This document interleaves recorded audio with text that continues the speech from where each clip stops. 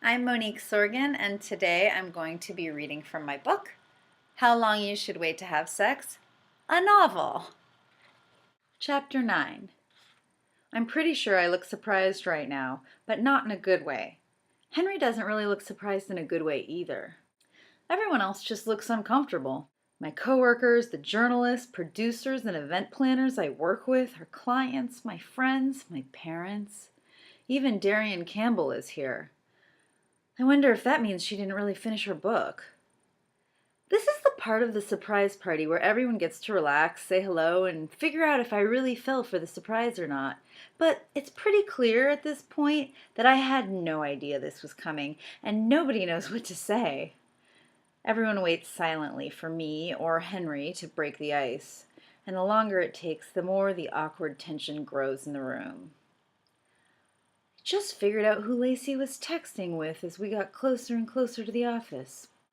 It was my boss, the very person who set me up to get here and who I so stupidly insulted as my way of prematurely saying thank you for planning my birthday party. Man, do I suck. In my defense, though, this is why surprise parties are a bad idea.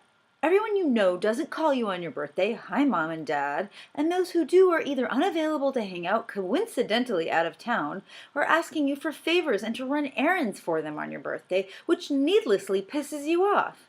And all that just so they can jump out of a dark room and yell surprise. Is it worth it, I ask you? And is it fair that this surprise has just cost me my boss's favor and maybe even my job? I should fire you for those disloyal comments you just made, Henry finally announces once he overcomes his general embarrassment at putting himself out for me only to be backstabbed by my opening remarks. I am so sorry, Henry. I didn't mean it. I was just expressing my displeasure at being here on a Saturday night that also happens to be the biggest birthday I've ever had so far in my life. Aren't they all? Okay, so that wasn't the smoothest thing I've ever said. But I'm not done. I feel really stupid, but I had no way of knowing what a lovely surprise you were planning for me under the guise of extra weekend work.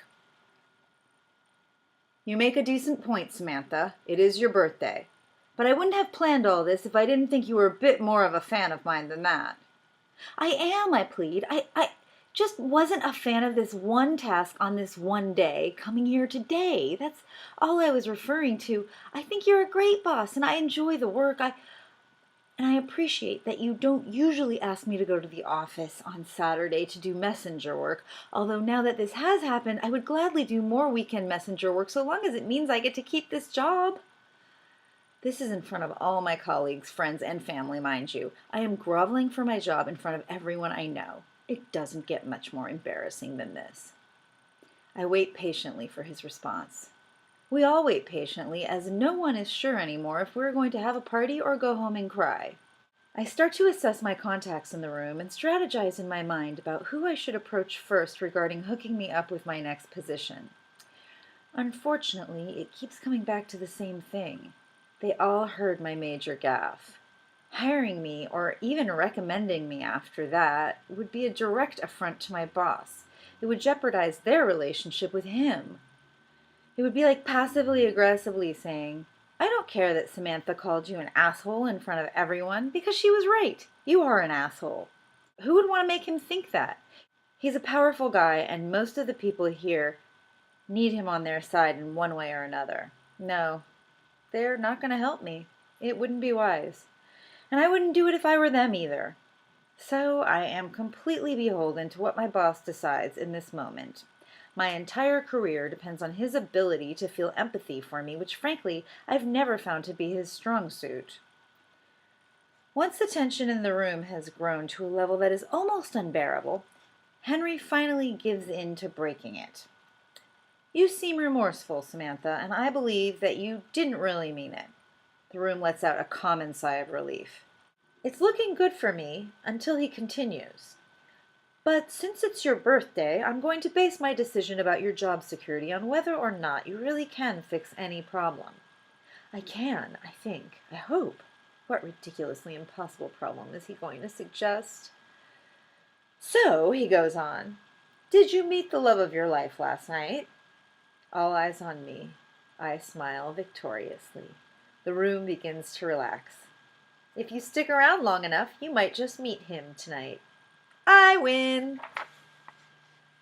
See, everyone, Henry announces to my coworkers, this is the kind of go-getter attitude that puts you in a power position. I really wanted to fire Samantha right now, but I can't because she's just too good at what she does. Since these are most of the same people I called yesterday to set me up, they actually know what we're talking about, and pretty much none of them can believe it. Several people chime in to ask me if I met their guy, the one they sent.